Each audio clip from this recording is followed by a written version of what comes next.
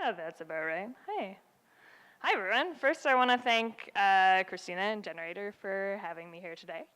Hello. And my name is Megan Speakman, and I have been working as an equity stage manager since 2012. First off, I would like to apologize to any other stage managers out there. I will definitely not be off book for this presentation.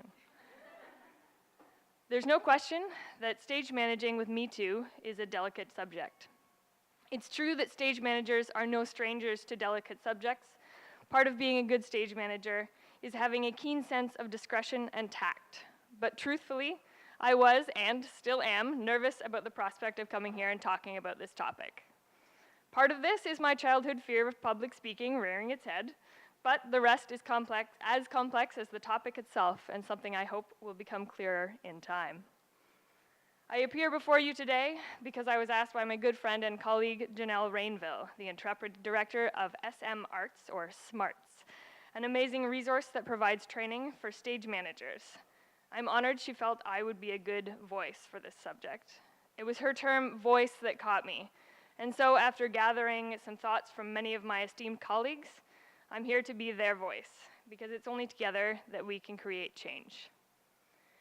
In addition to connecting personally with several stage managers over the past couple of weeks, I was able to draw on a very unique resource provided by Janelle herself.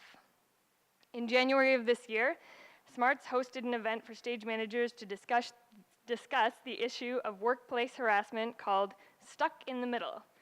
This title perfectly encapsulates the main challenge of being a stage manager, and now especially is a great lens through which to look at how a stage manager fits into a Me Too world. It was saddening, though not surprising, to hear the number of stories of challenging interpersonal situations from stage managers of all experience levels. From seasoned veterans to new and optimistic professionals, we are all dealing with the same issues. Fortunately, things are changing. It was beyond encouraging to hearing that everyone in attendance wanted to come together to work toward finding solutions to these systemic problems that have gone on for far too long. As stage managers are often confidants and secret keepers, our judgment and discretion is important not only for ourselves, but also for many others. Because of this, I feel it is important for me to note that I will be providing summaries of thoughts given to me with no names and no specifics. Much of a stage manager's job is to create an atmosphere in a rehearsal hall.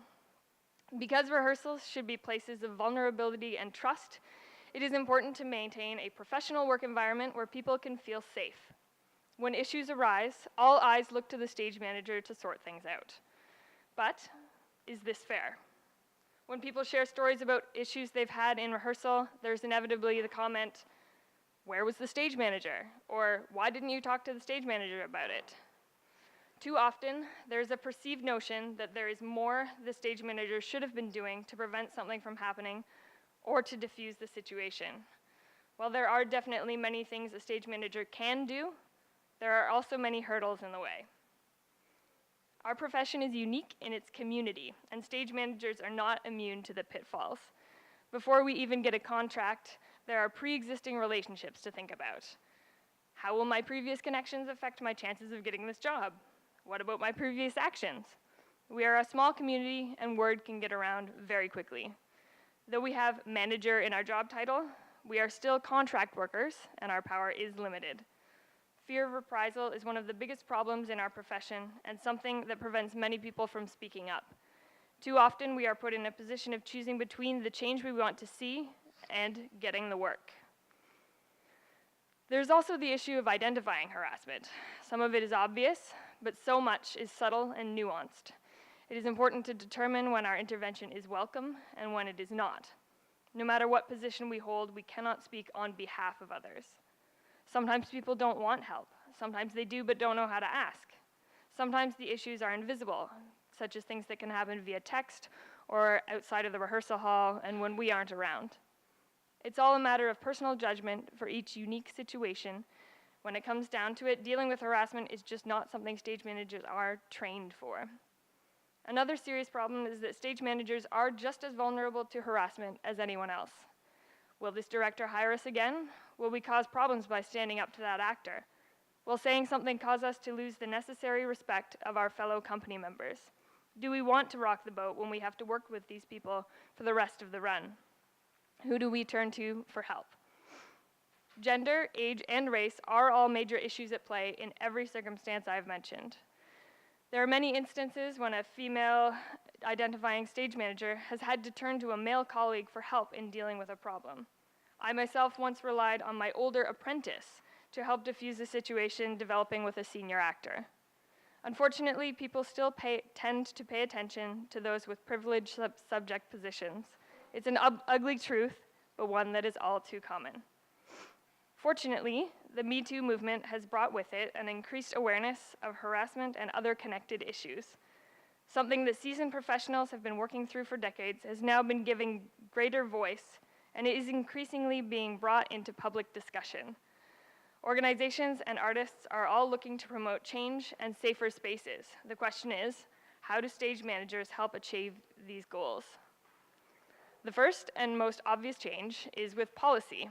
There's now legislation and public pressure for employers to have anti-harassment and violence policies in place, and many theater companies are responding. The snag there is the government isn't always proactively checking that these policies are in place. This is unfortunately often a task that now falls to a stage manager to check into and educate companies about, and many are updating themselves on current laws. Just as we want to know what policies are in place when an actor sprains an ankle in rehearsal, we want to know what recourse to take when they are being harassed. It's about expanding our definition of safety. The Canadian Actors Equity Association's Not in Our Space policy has also been a big step forward. It has provided our community with a set of guidelines and instructions should we find ourselves in difficult situations. We have respectful workplace advisors we can call if something is amiss, and there is a plan for introducing the concepts of safe workspaces on the first day of rehearsal.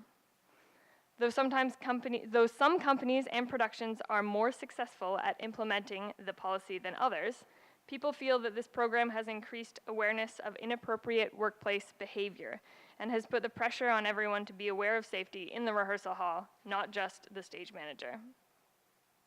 Many of the changes to the stage management routine can be seen during their prep week. In addition to checking on companies' policy, there are now many other ways to make sure the rehearsal process starts off on the right track. Prior to rehearsal, many stage managers are now adding a discussion on how to deal with safety and consent to their conversations with directors. They may also discuss the possibility of bringing in an intimacy director for certain parts of the show. Within the stage management team, members are talking about how to be supportive of one another and checking in regularly to see what others have noticed or are feeling. Making sure everyone on the team knows how and when to document incidents is also important. These steps all look at how to ensure the tone of the rehearsal room is one of respect. On the first day of rehearsal, it has become essential for a stage manager to ensure that everyone involved takes the Not in Our Space presentation seriously and understands it clearly. It is important to make it clear who people can go to if they have any issues and give alternate options in case the designated person is in fact the issue. Many also step beyond the equity statements if necessary to take the time to make sure everyone understands. Stage managers are also noticing change in behaviors of artists and the rehearsal process itself. The issue of what and what isn't appropriate has been brought to the forefront, and there's now active discussion about how to approach delicate situations. People who have long been quiet about these important topics are now a part of the conversation.